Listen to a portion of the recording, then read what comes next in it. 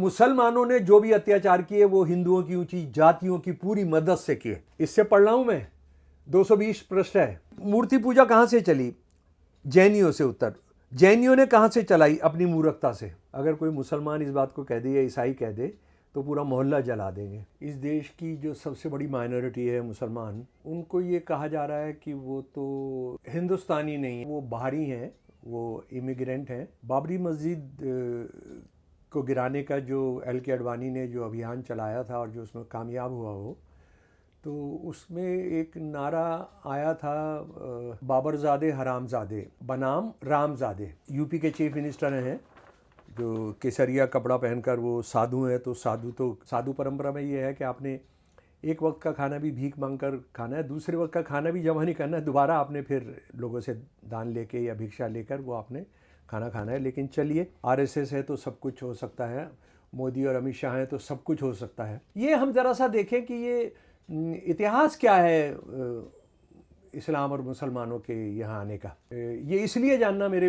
दोस्तों ज़रूरी है कि क्योंकि हम जब कह रहे हैं रामजादे, तो ऐसा लगता है कि राम जो थे उनको भी मुसलमानों ने परेशान किया था, तो इसलिए मुसलमानों से, आज के मुसलमानों से बदला लेना है, आज मुसलमानों पर हमला बोलना है, कोई नया सवाल खड़ा करना है, क्योंकि हिंदुओं के जो 80% हैं उनकी रोटी रोजी का कोई मसला आप हल नहीं करना चाहते हैं। देखिए, इस्लाम जो यहाँ पर आया, इस्लाम मज़हब, वो सबसे पहले केरल में आया और वहाँ के एक राजा मुसलमान हो गया था। आरएसएस वाले एक और क्या करते हैं कि सारे मुसलमानों को ये सोचते हैं कि ये अरबिस्तान से आए थे, वो गलत नहीं है, ये एक ही बंदा आया वहाँ से। उसके बाद मुग़ल आए, उनका राज कैसे चला? हिंदू ऊंची जातियों ने उनको समर्थन किया, उनको सिपाही दिए, उनको सिपह सालार दिए, उनको वजीर दिए, उनको दामाद बनाया अपना। क्या हम इस बात को जानते हैं कि शिवाजी का मुकाबला औरंगज़ेब ने कभी मैदान जंग में किया ही नहीं? जाता था जय सिंह और जय सिंह टू, ये चाचा भतीजे थे। कोई भी कायस पूरे मुगल एम्पायर में बेरोजगार नहीं रहने दिया।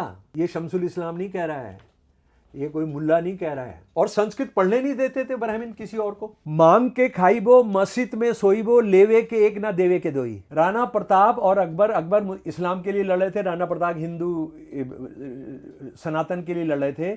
क्या ये जाहिल जानते हैं कि कभी मुकाबला ही नहीं हुआ अकबर का मैदान जंग में राणा से? ये जो आरएसएस का कोई लंपट आपको मिले जो ये बकवास कर रहा हो, तो उससे पूछिए कि बात बताओ, 1000 साल के राज में 15 अगस्त 1947 को कितने मुसलमान थे? ये इसलिए हुआ क्योंकि 1000 साल का जो राज है मुसलमानों का, ये चलो तुम जितने साल भी मानते हो, वो हिंदू ऊंची जातियों का भी राज है।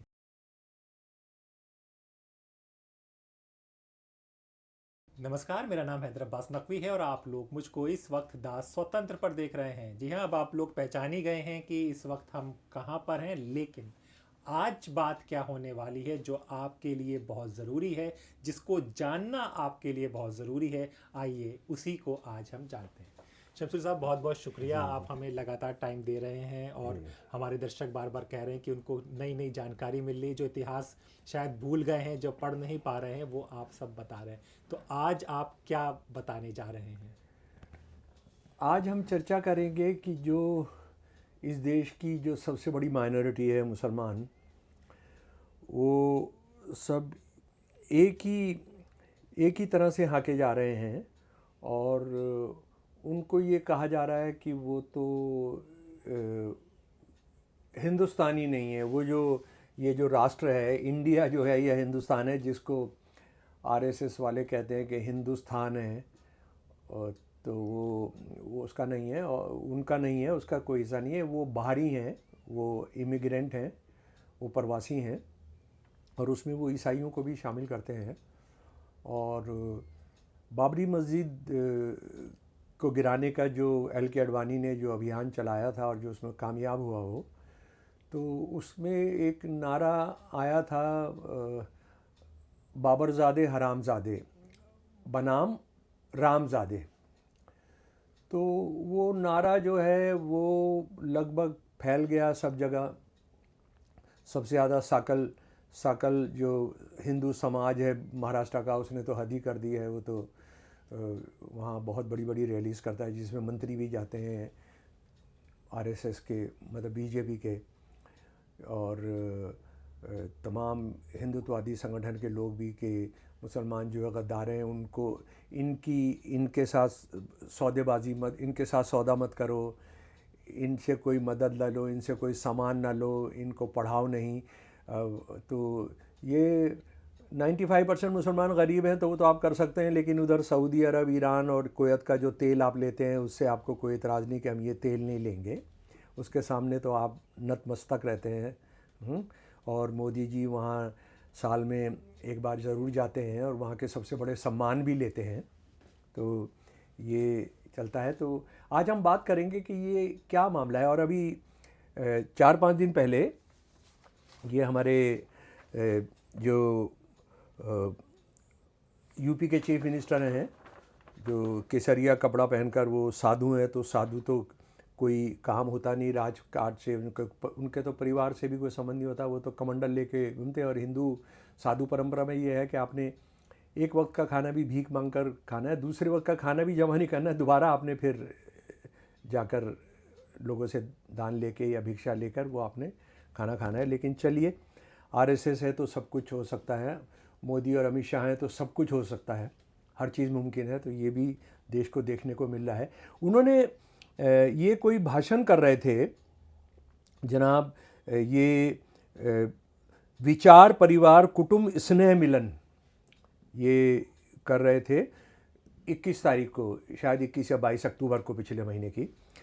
तो उन्होंने बहुत सारी चीज़ों पर बात की और उन्होंने फिर वही एक बात दोहराई कि इंडिया जो है वो एक जो है एक कन्फ्रंटेशन का लैंड रहा है, जिसमें सनातन यानी हिंदू धर्म और पॉलिटिकल इस्लाम का बहुत दंगा रहा और आज भी वो जारी है। यानी कितने परसेंट मुसलमान हैं, क्या है, कहाँ पर हैं, उनके कितने कारखाने हैं, उनकी कितनी ज़मीनें हैं, कितनी जायदादें हैं, उन कितने आईएएस हैं, कितने आईपीएस हैं, उसकी चिंता नहीं, लेकिन वो पॉलिटिकल इस्लाम, और हर मुसलमान जो है वो पॉलिटिकल इस्लाम में विश्वास करता है। ये मैं नहीं कह रहा हूँ, ये एनसीईआरटी का जो अभी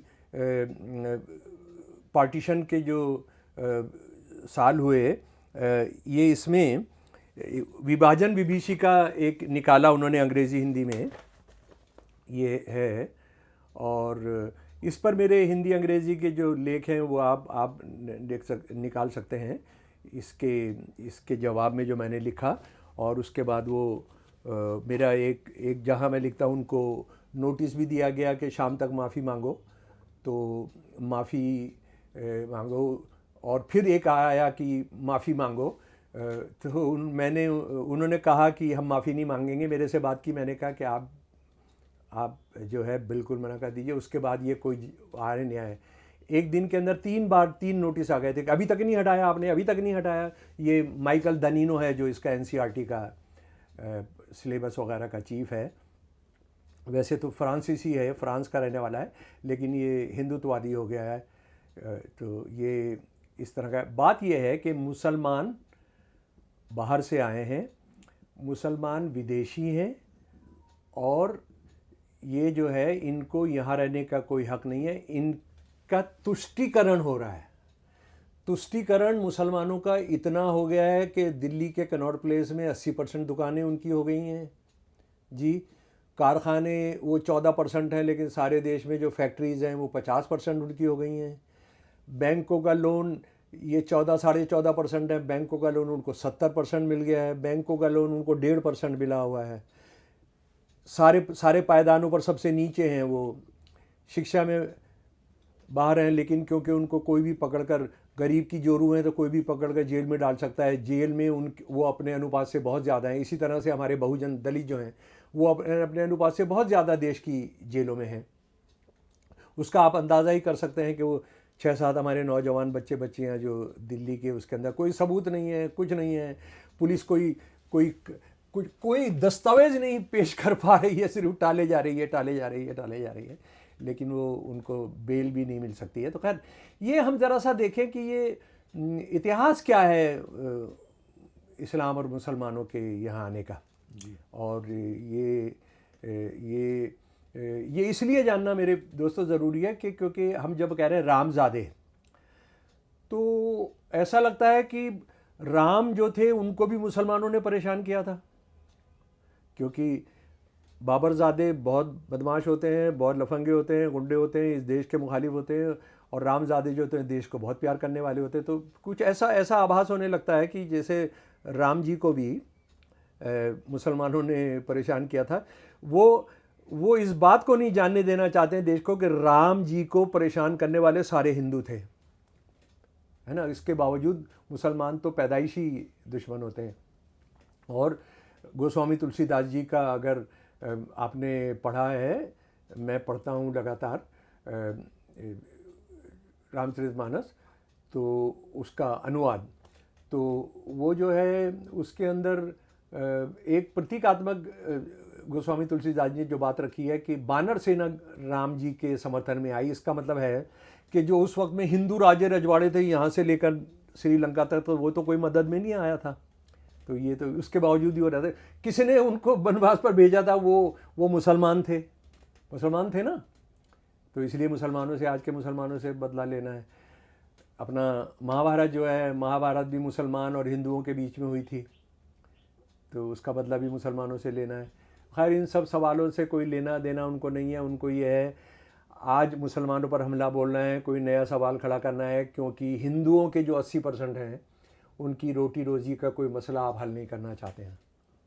यही पाकिस्तान में वहाँ के इस्लामी शासकों ने किया है कि वहाँ के सारे हाल ख़राब से ख़राब करके, लेकिन नहीं, इस्लाम ख़तरे में है, इस्लाम ख़तरे में है, यहाँ हिंदू धर्म ख़तरे में है, सनातन धर्म ख़तरे में है। तो वो सब चला। लेकिन हम थोड़ा सा इतिहास जान लें। देखिए, इस्लाम जो यहाँ पर आया, इस्लाम मज़हब, वो सबसे पहले केरल में आया, और वहाँ के एक राजा मुसलमान हो गया था वो। और कहते हैं कि वो अपने वायदे के पक्के होते थे, ये सब होते थे, जो बात करते थे उसको पूरा करते थे। और इस यहाँ पर हमारे उत्तर भारत में, नॉर्दर्न इंडिया में, वो हमलावर के तौर पर एक बंदा आया जिसका नाम मोहम्मद बिन कासिम था। मोहम्मद बिन कासिम ने सिंध पर हमला किया था 700 सेंचुरी में, और काफ़ी जालिम और लफंगा, और मैं कह रहा हूँ बहुत बर्बर आदमी था। जिस तरह से उसने राजा दहार, उनके परिवार को, और जिस तरह से वो तबाह किया वो सब, तो वो अरब से आया था। और आरएसएस वाले एक और क्या करते हैं कि सारे मुसलमानों को ये सोचते हैं कि ये अरबिस्तान से आए थे। वो गलत नहीं है, ये एक ही बंदा आया वहाँ से, और बड़ा जालिम और बहुत मैं कहूँगा कमीन आदमी था। तो इसने राजा दहार के साथ जो कुछ किया, और वो चला गया। उसके बाद जो मुसलमान नाम के जो लोग हैं, अलग अलग ट्राइब्स के, अलग अलग नेशनैलिटीज़ के, वो लोधी गुलाम जो उनके ग़ुलाम थे, वो राजा बने यहाँ पर। फिर वो सल्तनत पीरियड कहलाता है। उसके बाद मुग़ल आए, और बीच में कुछ और लोग भी आते रहे जो अगर दिल्ली को लूट कर चले जाते थे, क्योंकि दिल्ली में ये था कि बहुत ख़जाना है, बहुत खुशहाल शहर है, था भी बहुत खुशहाल शहर था, सोने की चिड़िया कहा जाता था। तो ये लोग आए, और अगर हम 7वीं शताब्दी से अगर हम शुरू करते हैं तो 1757 तक लगभग मुसलमान नाम के राजाओं का सिक्का चलता रहा। उसके बाद ख़त्म हुआ, तो ये 1000 साल हो जाते हैं। 1000 साल के अंदर आप देखिए, अगर आप उस पीरियड को पूरा देखेंगे, तो मोहम्मद बिन कासिम को अगर आप छोड़ दें, क्योंकि तो लौट गया, बाकी जो लोग आए वो यहाँ पर टिक गए। उनका राज कैसे चला, इसको हमको समझना बहुत ज़्यादा ज़रूरी है। वो यहाँ की हिंदुओं की जो ऊंची जातियाँ थीं, उन पर 200% टिक कर चला, और हिंदू ऊंची जातियों ने उनको समर्थन किया, उनको सिपाही दिए, उनको सिपह सालार दिए, उनको वज़ीर दिए, उनको दामाद बनाया अपना, उनके साथ रोटी के रिश्ते रखे। मैं जैसे उसी मामले में कुछ चीज़ें आपको बताना चाहता हूँ। और ये आप शायद इस बारे में जानते हैं कि मैं ओरिजिनल सोर्सेज पर बात करता हूँ, तो मैं हिंदू सोर्सेज पर ही बात करूँगा। हालांकि ये हिंदू शब्द कब आया उसमें जारी है, हम ये सब अपने आप को हिंदू कह रहे हैं, हम मान लेते भाई आप हिंदू हैं, और हिंदू की बात है। आप ये मोहम्मद गौरी था, ये आकर बहुत ही मैं कहूँगा बारबेरियन और लूट में विश्वास था। वो यहाँ से पैसा लेकर उसके अपने जो वहाँ परिवार और दूसरे सेंट्रल एशिया में जो जंगें होती थी उसमें ये पैसा लेकर जाता था, और पैसा लेने के लिए वो यहाँ पर आता था। गोलवलकर ने, जो सबसे प्राइम इनका आइडियोलॉग है, उसने इसके बारे में जो लिखा, ज़रा मैं उसकी ही किताब से, उसकी इस किताब से मैं पढ़कर आपको सुना रहा हूँ जी। उसके इस कलेक्शन से मैं पढ़कर सुना रहा हूँ, और ये ऑर्गेनाइज़र के अंदर भी आया था। ऑर्गेनाइज़र के अंदर आया था 4 जनवरी 1950 को। महमूद गाजी ने खैबर दर्रा पार किया और सोमनाथ की संपत्ति लूटने के लिए भारत में कदम रखा। इंग्लिश में था, मैंने हिंदी किया है।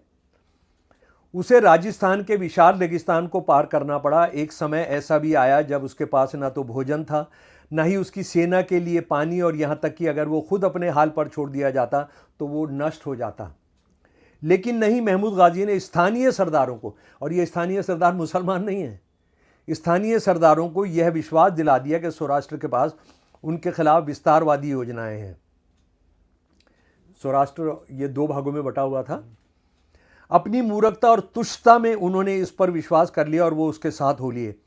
जब महमूद गाजी ने महान मंदिर पर हमला किया तो वो हिंदू थे, हमारे खून का खून, हमारे मांस का मांस, हमारी आत्मा की आत्मा, जो उसकी सेना के अग्रिम मोर्चे पर खड़े थे।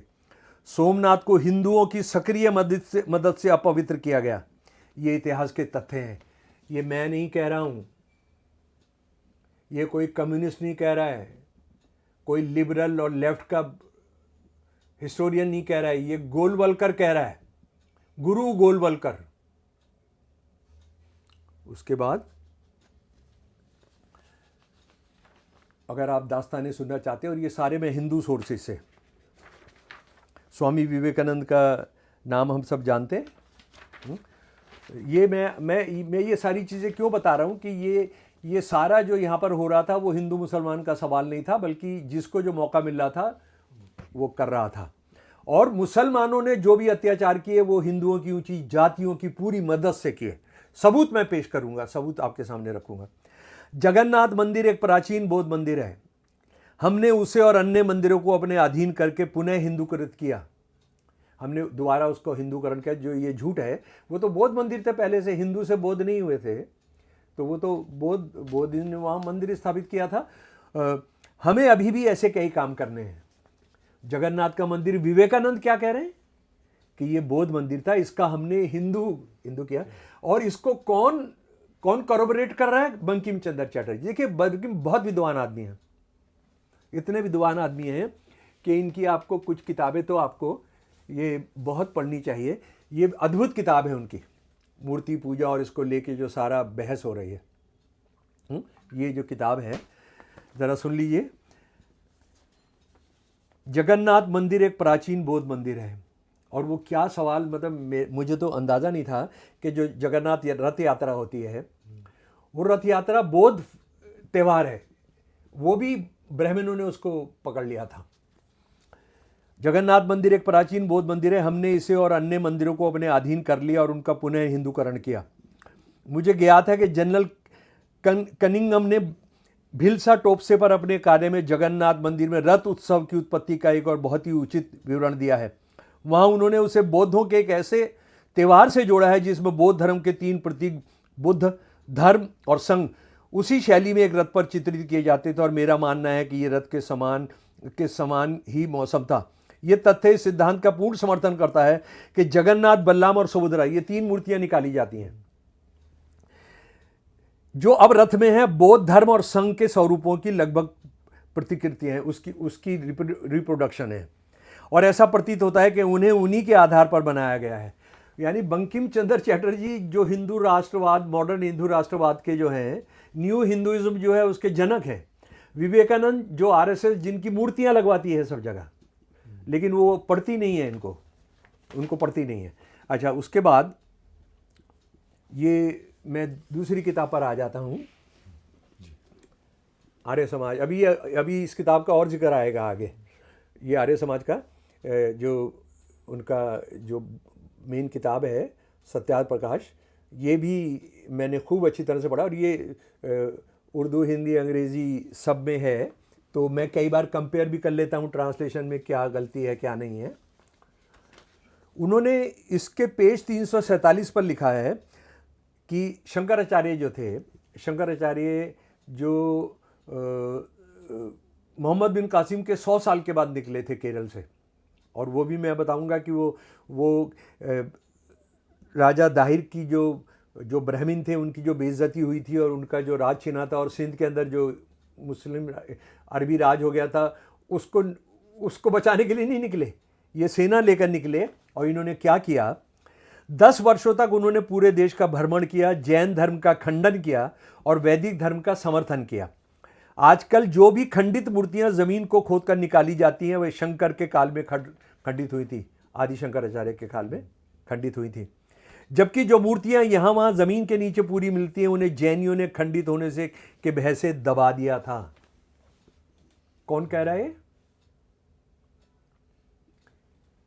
आर्य समाज को, जो जिनकी अभी बरसी, उनकी सालगिरह पर मोदी जी का कितना बड़ा भाषण है। और मोदी जी, मुसलमानों को ये कहा जाता है कि वो जो है मूर्ति पूजा, ये यूपी का चीफ मिनिस्टर भी कहता है कि मूर्तियां खंडित की, वो की। ये ज़रा सुन लीजिए,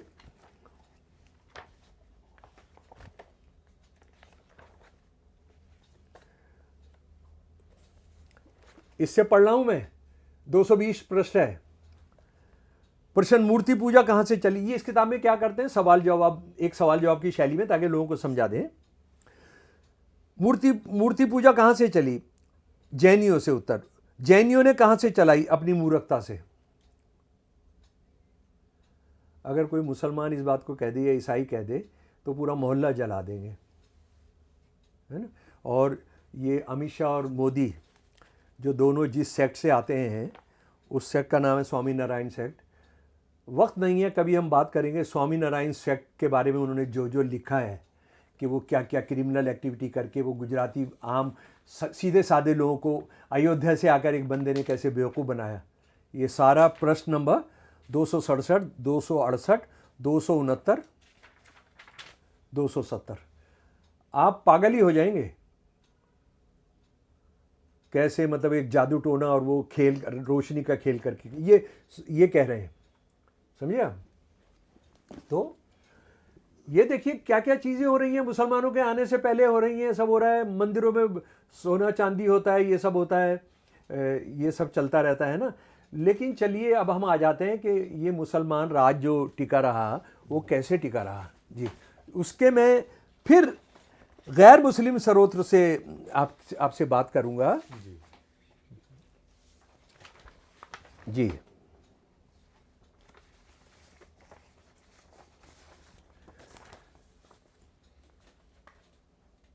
तुगलक जो है, मोहम्मद बिन तुगलक, उसकी माँ मुसलमान नहीं है, उसकी माँ हिंदू है। और जो बहुत अहम बात है कि ताराचंद जो बहुत मशहूर हिस्टोरियन हैं, और खुद अरबिंदो घोष, जिनको ये कहा जाता है कि वो हिंदुत्व के वो भी जनक हैं, पता नहीं कितने जनक हैं, खैर वो भी जनक हैं। मुगल शासन इस वजह से जारी रहा, जरा सुन लीजिए अरबिंदो घोष के लफ्ज़, अंग्रेजी से मैंने हिंदी किया है। शक्तिशाली और जिम्मेदार पद दिए, मुगलों ने उनको, हिंदुओं को शक्तिशाली और जिम्मेदार पद दिए। अपने राज्य को संरक्षित करने के लिए उनकी बुद्धि और बाहुबल का इस्तेमाल किया। समझ गए सर? उसके बाद ताराचंद क्या कह रहे हैं, यह निष्कर्ष निकालना उचित होगा कि पश्चिमी पंजाब को छोड़कर पूरे भारत में भूमि के श्रेष्ठ अधिकार हिंदुओं के हाथों में आए थे, जिनमें से अधिकांश राजपूत थे। मुगलों के राज में 1000 साल के मुसलमान राज में 80% ज़मीनें जो थीं वो हिंदुओं की थी। हाँ। शूद्रों को तो ज़मीन रखने का अधिकार नहीं होता था, और इनको भी नहीं होता था, यादव को, क्योंकि ये भी शूद्र माने जाते थे, चरवाहे थे ना। लेकिन अकबर ने इनको, आज जो इनकी थोड़ी ताकत है ना, अकबर ने, क्योंकि जो बसाया वो यदवंशी इलाका था जो आगरा के पास, फतेहपुर सीकरी। फतेहपुर सीकरी जो है, फतेहपुर सीकरी वो पानी वानी नहीं था, दूध वगैरह के लिए वो पूरा वो यादवों का इलाका है, तो वो उसने उनको अधिकार दिए थे। और आज इसीलिए ब्राह्मणिज्म को चैलेंज करने में यादव जो है एक वर्ग जो है वो बहुत इम्पोर्टेंट रोल अदा करता है। अच्छा, अब आ जाए ज़रा सा और कि ये मुसलमान राज किसके उस पर चल रहा था। ये 2 किताबें हैं मसीरुल उमरा जी, ये कब लिखी गई मैं ज़रा आपको बता देता हूँ। ये 1556 से 1780 तक के जो मुग़लों के लीडिंग कमांडर हैं, ये उनकी जीवनियाँ हैं, ये उनकी बायोग्राफीज़ हैं, अकबर से शाह आलम तक जी। ये एक थे अब्दुल हई और उनके बेटे ने मिलकर किया था, और ये सारे मुग़ल रिकॉर्ड्स पर आधारित था। ये मुंशी भी थे, ये कई जगह ट्रेजरार भी थे, ये अब्दुल हई जो थे। तो 15 साल के बाद इनके बेटे ने फिर उसको अपडेट किया, मुझे लगता है 15 साल ही हैं इनके बेटे ने जी। तो ये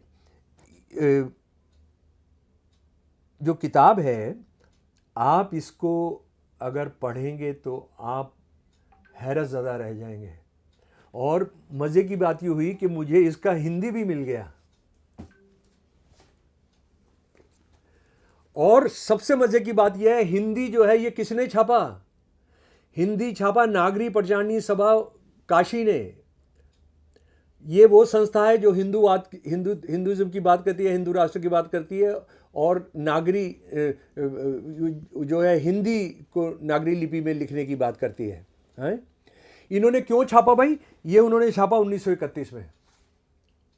इसमें उन्होंने क्या किया, जो सिर्फ हिंदू बड़े कमांडर हैं, उनके वजीर हैं, उनका जिक्र किया, शान बताने के लिए कि देखिए हम लोगों ने मुगलों की कितनी सेवा की है।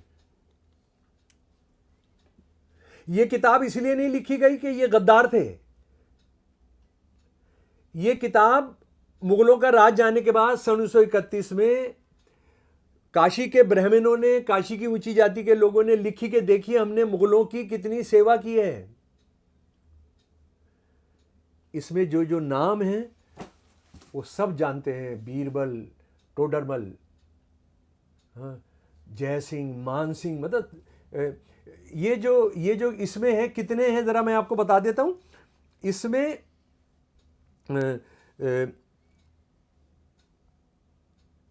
इसमें जो 310 हैं, 365 में से 365 जो जीवनियाँ इसमें दी गई हैं, उसमें 110 हिंदुओं की हैं। हम चलते हैं ज़रा आगे जी।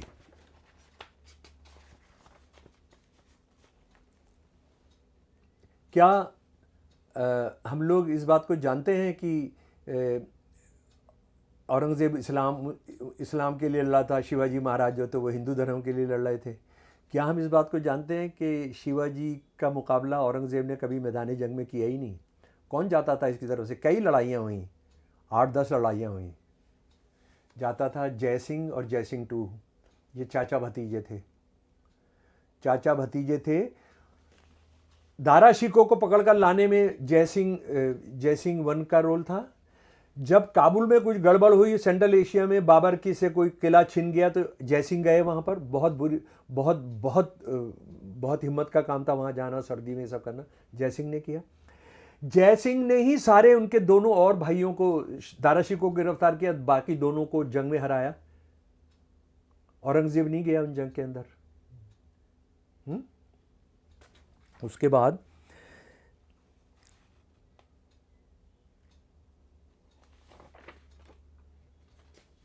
औरंगजेब का जो सबसे प्यारा वजीर आला था, वजीर आज़म, राजा रघुनाथ के मरने पर औरंगजेब ने कहा कि ये जो अगला प्राइम मिनिस्टर आया, कि उसने वो जो खुदा की तरफ से भेजा गया फरिश्ता था उसके रास्ते पर चलना। और इन लोगों ने औरंगजेब ने इनको क्या क्या दिया, इनको क्या क्या सिले दिए, क्या क्या खिताब दिए। हाँ, ये राजा रघुनाथ का बता दो। राजा रघुनाथ के बेटे के पोते ने अपने परिवार का लिखा जीवनलाल जीवन असल में इनका परिवार का बाद में एक जीवनलाल आया जिसने दिल्ली को हरवाने में बहुत बड़ा रोल अदा किया।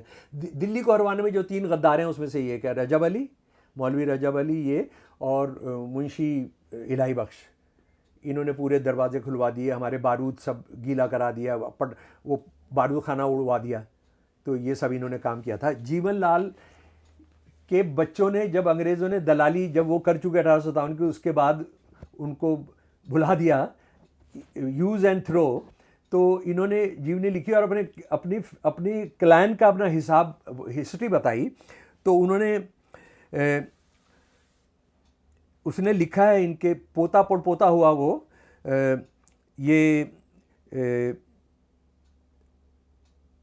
राजा रघुनाथ बहादुर दीवाने आला के सबसे ऊंचे पद तक पहुंचने के बाद भी अपने जाति साथियों कायस्तों के हितों के प्रति उदासीन नहीं थे। राजा ने उनमें से प्रत्येक को उनकी व्यक्तिगत योग्यता के अनुसार सम्मान और लाभ के पदों पर नियुक्त किया, जबकि उनमें से कईयों को उनकी सेवाओं के लिए सम्मान की उपाधियां और मूल्यवान जागीरें प्रदान की गईं। एक भी कायस बेरोजगार या जरूरतमंद परिस्थिति में नहीं रहा। ये कौन लिख रहा है? रघुनाथ बहादुर का पोता या पड़पोता जो है वो लिख रहा है। ये डायरी मेरे पास है, बहुत महंगे दाम से मैं ब्रिटिश ऑफिस लाइब्रेरी से खरीद कर लाया हूँ। वो हर पेज को, हमारा दस्तावेज था, उठाकर ले गए उसको वहाँ, हर पेज को सेंटीमीटर के हिसाब से नापकर वो बेचते हैं। ये 92 पेज की डायरी है। ये जो है ये उसने लिखा है कि उन्होंने कोई भी कायस पूरे मुगल एम्पायर में बेरोजगार नहीं रहने दिया। ये शमसुल इस्लाम नहीं कह रहा है, ये कोई मुल्ला नहीं कह रहा है। अच्छा, उसके बाद ये जो जय सिंह वगैरह हैं वो सब हैं। मैं दोस्तों से निवेदन करूंगा कि ये जो जोधपुर है, बाड़मेर है, अजमेर है, जयपुर है, आप इनकी फैमिली साइट्स पर चले जाइए। इन्होंने सारे, औरंगजेब ने और मुगलों ने जो उनको खिताब दिए थे सारे अपने नामों के साथ रखे हुए हैं, सारे। जैसे इनमें से बहुत सारों को सवाय नाम दिया गया। सवाई का मतलब समझते हैं मेरे प्यारे दोस्त? 1 और सवा शेर होता था ना।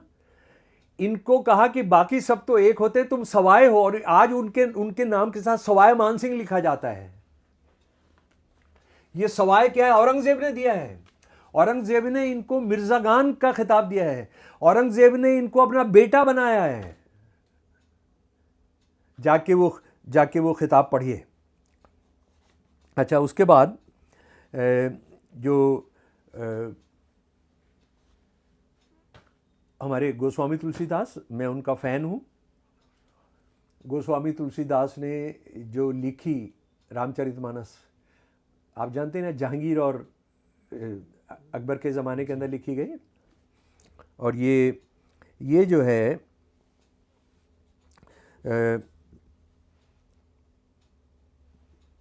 जी, ये जब इन्होंने लिखी, और ये जो उनका 9 रत्न में से एक था इब्राहिम खान खाना, उसके बहुत करीबी दोस्त थे, उससे मिलते थे। ये सबूत हैं, इसके डॉक्यूमेंट्री सबूत हैं।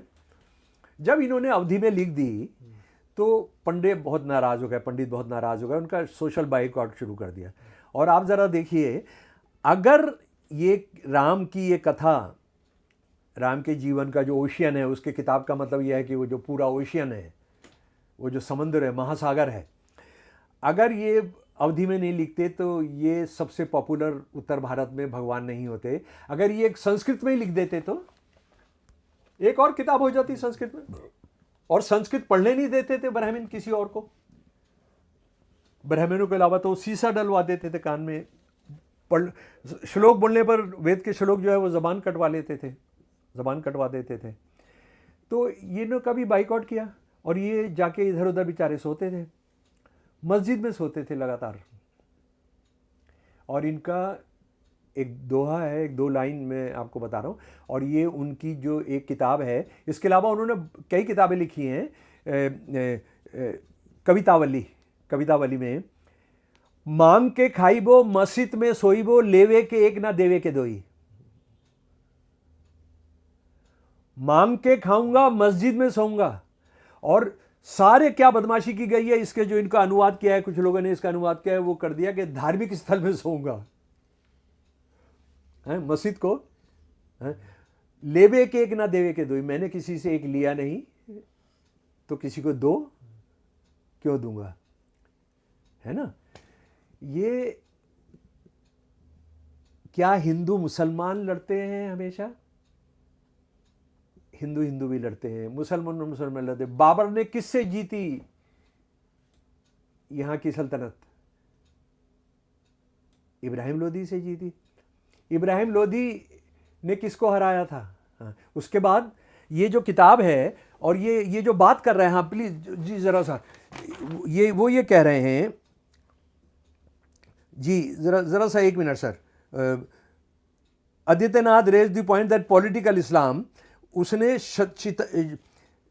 छत्रपति शिवाजी महाराज, गुरु गोविंद सिंह, महाराणा प्रताप और महाराणा सांगा, इन्होंने पॉलिटिकल इस्लाम से लड़े। अब आप बताइए, राणा सांगा के कमांडर इन चीफ थे ये हसन मेवाती,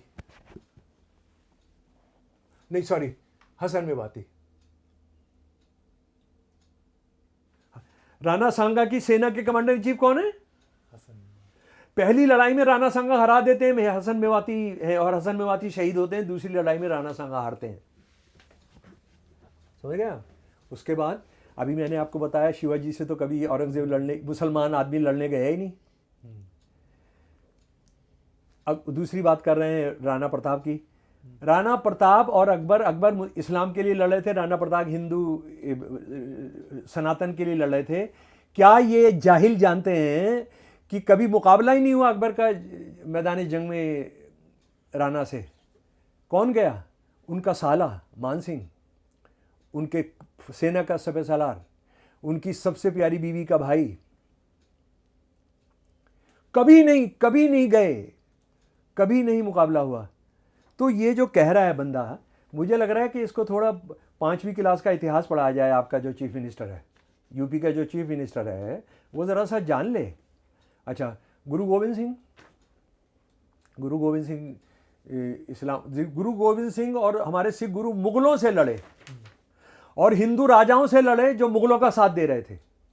पहाड़ी राजा जिन्होंने उनको गुरु गोविंद सिंह के बच्चों और उनको मरवाने में जो रोल अदा किया पहाड़ी राजाओं ने, ये खत लिखा उन्होंने औरंगजेब को कि तुम इस हद तक गिर गए हो, तुम कुरान को मानने वाले, तुम इस्लाम के बारे में कहा जाता है सच बोलते हैं, तुम इस हद तक गिर गए कि तुमने उनको सारा लेकर हमें नुकसान करवाया और किस तरह से मारा और कत्ल किया, और ये सब हम जानते हैं।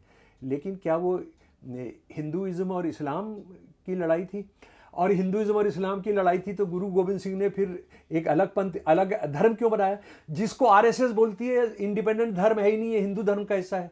अब ये जाके गुरुद्वारे में बोले पिटाई हो जाएगी इनकी। लेकिन देखिए रोज बोलते रहते हैं कि ये तो एक बौद्ध धर्म, जैन धर्म, सिख धर्म, ये सारे के सारे हिंदू धर्म का हिस्सा है। और सिखों में कितना इसका प्रतिरोध हो रहा है उसका मैं ये बता दूं कि ये जो केसरिया रंग का झंडा है ना, सिखों ने अभी तय किया है कि हम केसरिया झंडा नहीं लहराएंगे, हम पीला झंडा लहराएंगे। सारे गुरुद्वारों पर उन्होंने अपना पीला झंडा कर दिया है। किस वजह से? हिंदुत्ववादी ये बोल रहे थे कि सिख जो है वो तो हमारी तरह के ही हैं। अच्छा, अब उसके बाद एक और बात कि 1000 साल का राज है। जब मैं लिखता हूँ 1000 साल तो वो कई लोग कहते हैं अरे नहीं वो तो 1000 साल नहीं था, 300 साल था। तो मैं कहता हूँ यार 300 साल चलो 50 साल कर लो, ये तो आरएसएस वाले, और आरएसएस का आदमी लिखता है कि मैं झूठ बोल रहा हूँ 1000 साल। वो बोले 1000 साल के राज में कत्ल किया, ये किया, वो किया। औरंगजेब जो था एक मन जिनेव आ जाता था, नाश्ता करता था, पता नहीं लंच में कितने मन कटवाता होगा जिनेव, और डिनर के अंदर तो फिर 5-7 मन करवाता होगा। यानी कोई हिंदू जो बचना नहीं चाहिए था। मान लो ये 200-250 साल इनका मुगलों का राज रहा, तो कोई हिंदू बचना नहीं चाहिए था, नहीं बचना चाहिए था ना। अंग्रेज जो हैं 1871-72 के अंदर, 1871-72 के अंदर वो सेंसस कराते हैं। पहला सेंसस, इससे पहले जाति को लेकर सेंसस हुआ 1871-72 में, मजहब को लेकर सेंसस होता है। वो सारा का सारा नेट पर है, आप देख सकते हैं उसको। ये महामहिम लंदन जॉर्ज एडवर्ड आयर और विलियम स्पोर्ट्सवुड हमायूं के स्टेशनरी कार्यालय के आदेश द्वारा संसद के दोनों सदनों में पास किया गया 1875 के अंदर ये। हाँ जी, 1871-72 के अंदर ब्रिटिश भारत की जनसंख्या 140.5 मिलियन हिंदू है, यानी 14 करोड़ है। 73.5% हिंदू हैं, 21% मुसलमान हैं जी, और बाकी 5 जो हैं बौद्ध हैं, जैन हैं, ये सब हैं, अथीस्ट भी हैं जो धर्म को नहीं मानते, वो भी उन्होंने कैटेगरी रखी है 1871-72 में। 1000 साल का राज, पूरी तबाही मचाई, सब मंदिर तोड़ दिए, सब कुछ कर दिया, किसी को छोड़ा नहीं। वो तो अलग बात है कि वो मोहम्मद गौरी को सारे हिंदू राजा ही लेकर गए कि कहाँ कहाँ सोना रखा है, ये सब करने का है ना। आपने कैसे बौद्ध मंदिरों पर तोड़ा, कब्जा किया जी। और मैं बता रहा था कि आनंद मठ के अंदर लिखा है कि वो जो संतान सेना का हेडक्वार्टर था वो पुराना एक बौद्ध मंदिर था जी, क्योंकि बौद्धों की कुछ अवशेष वहाँ पर थे, उनकी जो धार्मिक अवशेष थे। तो ये कैसे मुमकिन है? और आज तो 14% है, जिसको कह रहा है घुसपैठिया से अगले 20 साल के अंदर ये 40% हो जाएंगे। मतलब कुछ भी बक सकते हैं, इनको दिमाग की पेचिश है, दिमाग की पेचिश है, और ये इलाज नहीं कराएंगे तो इतना गंद मचाएंगे देश के अंदर कि उसको तबाह कर देंगे। ये 14.5% है आज, 21.5% थे, 21.5% थे 1871-72 में। 1857 में एक अंग्रेज आया था अफसर, उसने अंदाज़ा लगाया था कि हर चौथा आदमी मुसलमान है, यानी तब 25% थे, और ये 1871-72 आते आते ये जो हैं 21.5% रह गए। ठीक है जी, 25% से थोड़ा कम। तो ये कैसे हुआ? मैं दोस्तों आपसे पूछना चाहता हूँ, ये खुद से भी सवाल पूछिए, और ये जो आरएसएस का कोई लंपट आपको मिले जो ये बकवास कर रहा हो, तो उससे पूछिए कि बात बताओ, 1000 साल के राज में 1871-72 छोड़ो, 1000 साल के राज में 15 अगस्त 1947 को कितने मुसलमान थे? 13.5%। और कैसे मुसलमान थे? उनके कनॉट प्लेस में दुकानें थी, उनके कारखाने थे, उनकी हवेलियां थी, गिने चुने लोगों को छोड़ दीजिए, उनकी हवेलियां थी, उनकी हवेलियां थी। वो सरकारी बड़े बड़े अफसर थे? बिल्कुल नहीं, वो कमेरे थे, वो मेहनतकश थे, वो बुनकर थे, वो लोहार थे, वो कुम्हार थे, वो नाई थे। जहाँ से मैं आता हूँ, जिस बिरादरी से मैं आता हूँ, वो थे, कसाई थे, चरवाहे थे, रुई धुनने का काम करते थे।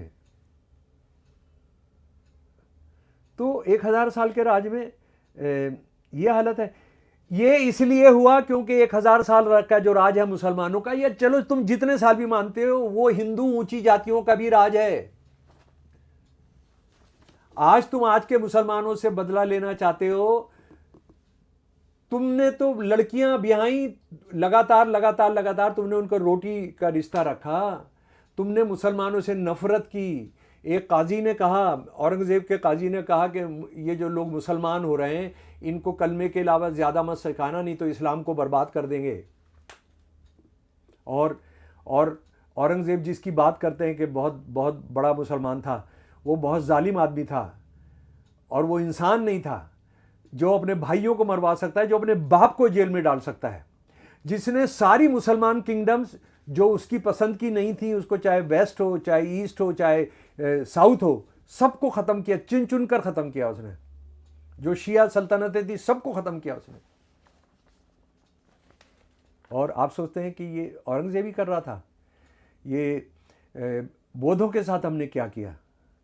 एक जो अपना अशोक साहब की जो राजा अशोक की जो है, जो उनका आखिरी मंत्री था, उसका जो प्राइम मिनिस्टर था, उसने धोखाधड़ी करके उनके आखिरी जो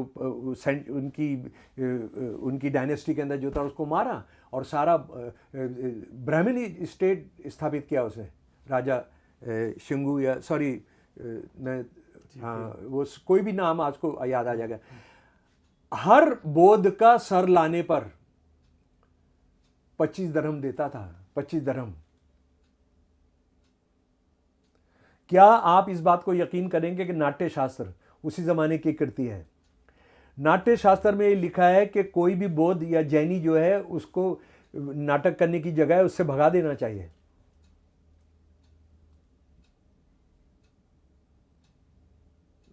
क्या आप जानते हैं कि बुद्ध जो है बुद्धू जो बोला जाता है, ये बौद्ध लोगों की बेइज्जती करने के लिए, उनको अपमानित करने के लिए बुद्धू शब्द गढ़ा गया।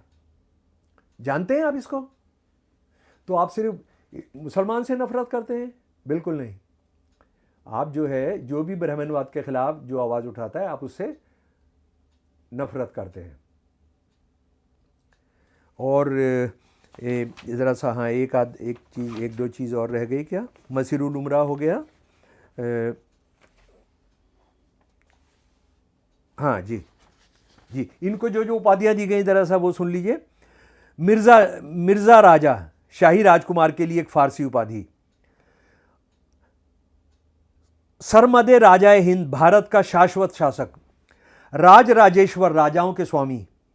श्री शांतनु जी, हितकारी राजा। औरंगजेब ने दिए हैं जनाब। और आप इस देश को कितना प्यार करते हैं वो हम जानते हैं, क्योंकि हिंदू महासभा जो है वो नेपाल के राजा को सारी दुनिया के हिंदुओं का सम्राट मानती है। जब अंग्रेज जा रहे थे तो रानी को लिखा कि इसको जो है आप नेपाल के राजा को देकर जाइए, इसको आज़ाद मत करिए, क्योंकि नेपाल का राजा सारी दुनिया के हिंदुओं का सम्राट है। आप भारत माता से प्यार करने की बात करते हो, आप उसकी अंत्येष्टि करने पर लगे हो, लेकिन हम नहीं होने देंगे। इस देश के लोग नहीं होने देंगे। इस देश के हिंदू, मुसलमान, सिख, ईसाई, सारे धर्मों के लोग, सारी जातियों के लोग आपको कामयाब नहीं होने देंगे। तो बात बहुत साफ है। मुसलमान राज, जिसको मुसलमान राज कहते हो, वो हिंदू ऊंची जातियों का भी राज है। और ये सारे सबूत में जो हिंदू दस्तावेज हैं उनसे मैंने आपके सामने पेश किया। मुग़ल सेना ने ये किया, मुसलमान सेना ने ये किया है। तो बात तो ये है कि अगर आप अत्याचारी का, जालिम का, बलात्कारी को धर्म से जोड़ देंगे तो फिर आपने रावण का धर्म भी निकालना पड़ेगा ना। जिन्होंने महाभारत कराई थी, जो चीरहरण किया था, उसका भी तो करना पड़ेगा ना, फिर उसका भी धर्म करना पड़ेगा। है? मैं एक बड़ी डिबेट में आरएसएस का एक बड़ा कट्टरपंथी और मतलब अपने आप को बड़ा उसको विद्वान और टीवी का उसको हीरो बोला जाता है कि वो जाता है तो सब डिबेट जीत जाता है। तो यही बात हो रही थी कि मुसलमानों ने ये किया वो 1000 साल में। तो मैंने कहा यार देखो 5000 साल पुरानी सभ्यता है हमारी, है ना। तो चलो आज के मुसलमानों से आपने मुगलों का बदला लेना है, लेकिन 5000 साल का पहले दिन से शुरू कर दो ना, जब से हमारी सभ्यता शुरू हुई। सबसे बदला लेना शुरू करो। जिस दिन मेरा नंबर आए, यानी आज के मुसलमानों का नंबर आए, शमसुल इस्लाम का नंबर हो, उसकी भी गर्दन काट देना आप। लेकिन पहले शुरू कर दो ब्राह्मणों से, जिन्होंने, रावण ब्राह्मण था, शिव का उनसे कोई बड़ा भक्त नहीं था। फिर उसके बाद अपना आ जाओ ये महाभारत वालों को। एक दिन के अंदर हिंदू ब्राह्मण कथानक है कि 130 करोड़ लोग मारे गए थे 8 घंटे में। 130 करोड़ लोग मारे गए थे 8 घंटे में। मैं मान लेता हूं, मैं उसको सवाल ही नहीं करता हूं। वो जो शहर है, छोटा सा कस्बा, उसके अंदर 130 करोड़ लोग मारे गए थे 8 घंटे के अंदर। अच्छा, ये लोग फिर बहुत बाबरजादे। अरे दिवाली पर जो आतिशबाजी तुमने, सारा हिंदुस्तान का सत्यानाश किया हुआ है, जो सारी आबो हवा, बूढ़े लोग मर जा रहे हैं, हजारों परिंदे मर जा रहे हैं, ये तो बारूद तो और बाबर ही लाया था। असली बाबरजादे तो आप हैं। यानी जो भी आतिशबाजी चलाता है, मैं कहता हूं तुम बाबरजादे हो। तुम बाबर की तरह से तुमने पूरा इस देश के अंदर पूरा तबाह कर रहे हो उसको। हाँ, ये मराठा सेना, मुगल जब कमजोर हुए तो मराठा सेना ने लगभग सारे इंडिया पर कब्जा कर लिया था। एक साहित्यकार है जदुनाथ सरकार। जदुनाथ सरकार को भी आरएसएस बोलती है। वो हिंदू इतिहासकार है और सचमुच में वो हिंदू इतिहासकार है। वो इतनी ज्यादा, बहुत ही लर्निड दिमाग है जदुनाथ सरकार। उनकी औरंगजेब पर किताब आपने जरूर पढ़नी चाहिए। वो कल परसों तक यहाँ थी, दिख नहीं रही है। जदुनाथ सरकार जी की। तो यहाँ अगर आपको कहीं दिखेगी तो उसको ढूंढिए। तो चलिए, जदुनाथ सरकार जी का वो अंग्रेजी में, और सारा अंग्रेजी में लिखते थे। 100 से ज़्यादा उनकी किताबें हैं। और वो जो किताब है उसका, ये जदुनाथ सरकार जी का औरंगज़ेब जो है उसका तो उसका ये भी हुआ है, हिंदी तर्जुमा भी है। जदुनाथ सरकार ये कह रहे हैं कि एडमिनिस्ट्रेशन औरंगज़ेब ने जो चलाया हुआ था वो अद्भुत था। उसके बाद वो ये कह रहे हैं कि टोडरमल ने, जो उनका रेवेन्यू मिनिस्टर था और एग्रीकल्चर मिनिस्टर था, उसने इस तरह की व्यवस्था की हुई थी कि अगर किसानों को बीज नहीं मिलते तो बीज का एक भंडार किया था उसने, टोडरमल ने, औरंगजेब के उसके अंदर। शाहजहां के भी वो मंत्री थे जी। और रहगुजारी टैक्स बंद कर दिया था। रहगुजारी टैक्स क्या था? रहगुजारी टैक्स था जो भी ये जीएसटी है ना, ये जीएसटी उस तरह का वसूल किया। रहगुजारी टैक्स खत्म कर दिया था। अच्छा, उन्होंने पटाखा छोड़ने पर पाबंदी लगाई थी, होली पर पाबंदी लगाई थी, और मुहर्रम में जो पूरा जो ये पीटा जाता है सब, उस पर पाबंदी लगाई थी।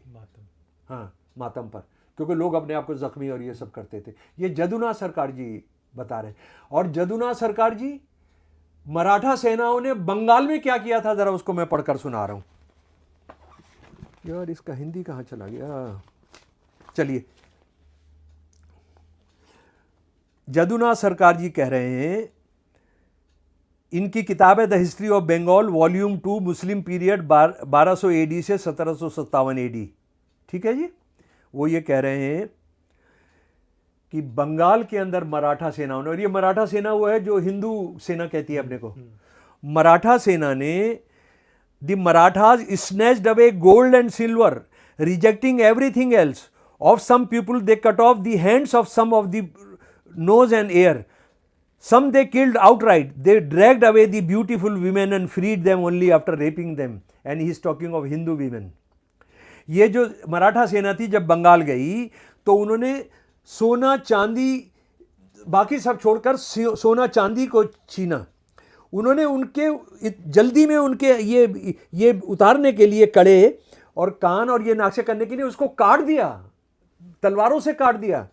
और उन्होंने खूबसूरत औरतों को खींच कर ले गए और उनको सिर्फ रेप कर कर ही छोड़ा। ये जदुनाथ सरकार कह रहे हैं, हिंदू हिस्टोरियन। पीरियड कौन सा है ये? 18वीं शताब्दी। उसके बाद शाहूर, हाँ ये, अच्छा अरे यार इसमें सॉरी, इसमें भी हिंदी था।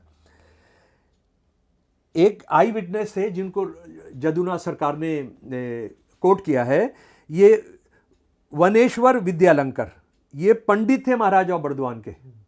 उन्होंने जो आई विटनेस अकाउंट बताया, शाहू राजा की सेना दयाहीन, गर्भवती स्त्रियों और शिशुओं, ब्राह्मणों और गरीबों की हत्या करने वाली, उग्र मनोबल वाली, हर किसी की संपत्ति लूटने में निपुण और हर प्रकार के पाप कर्म करने वाली है।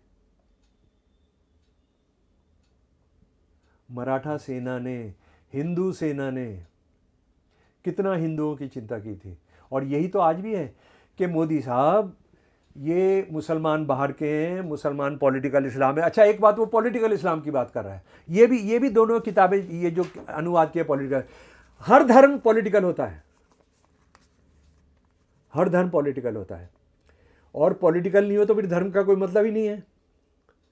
तो पॉलिटिकल हिंदुइज्म, आप आदित्यनाथ पॉलिटिकल हिंदुइज्म करते हुए जिसको हिंदुत्व कहते हैं, वो पॉलिटिकल इस्लाम की बात कर रहे हैं। और पॉलिटिकल इस्लाम, और इन किताबों में एक ये भी है कि पॉलिटिकल इस्लाम जो था उसने, इंडिया के सारे मुसलमानों ने मोहम्मद अली जिन्ना को सपोर्ट किया था, तो ये देश का बंटवारा हुआ और मुसलमानों को चले जाना चाहिए। उसको हम अगला बड़ा एपिसोड, बहुत इंपॉर्टेंट, कि पार्टीशन के मुजरिम कौन है और टू नेशन थियरी क्या है, उस पर हम बात करेंगे। बात यह है मोदी जी, अमित जी, कि आप इस देश के हिंदुओं के लिए कुछ नहीं करना चाहते हैं। भाई आपने, चलो हम तो गद्दार हैं, हम तो ये सब हैं, हमको जेल में डालो सारे मुसलमानों को, जो ये 20 करोड़ के करीब लोग हैं, इनको कर दो, इनको होल्डिंग प्लेसेस बनाओ, इनको बंदी बनाओ, ये सब करो। तुम इस देश के हिंदुओं को हेल्थ का अधिकार दे दो, इस देश के हिंदुओं को शिक्षा का अधिकार दे दो, उनको नौकरी दे दो, उनकी माँ बहनों के साथ बलात्कार ना हो, सिर्फ मुसलमान ईसाइयों की बच्चियों के साथ बलात्कार हो, हिंदू बच्चियों के साथ बलात्कार ना हो। ये बूढ़े हमारे बीमारी से ना मरे, हिंदू आत्महत्या ना करे, इसको कर दो ना। तुम इनको छोड़ दो। हिटलर ने किया था ना यहूदियों को, और आप तो कहते हो कि हमने हिटलर वाला ही अपनाना है, तो कर दो ना। तुम कर दो हिंदुओं के लिए सारा समाधान का। तुम हिंदुओं के नहीं करना चाहते हो, इसलिए तुम ये बखेड़ा उठते हो। और मुसलमान राजाओं का आपके जो आबाओ अजदाद थे, ऊंची जाति के आप हैं, तो उन्होंने उनके लिए हिंदू मुसलमानों पर अत्याचार किया। उन्होंने सारे जो भी गुंडे और सारी जो किए, जो हरकतें की, कत्लेआम किया, ये किया वो किया, सारा का सारा हिंदू सिपहसालारों और हिंदू मंत्रियों के उस पर किया। धन्यवाद। चलिए, फिर होगी मुलाकात ऐसे ही किसी इतिहास की कहानी के साथ। तब तक के लिए नमस्कार।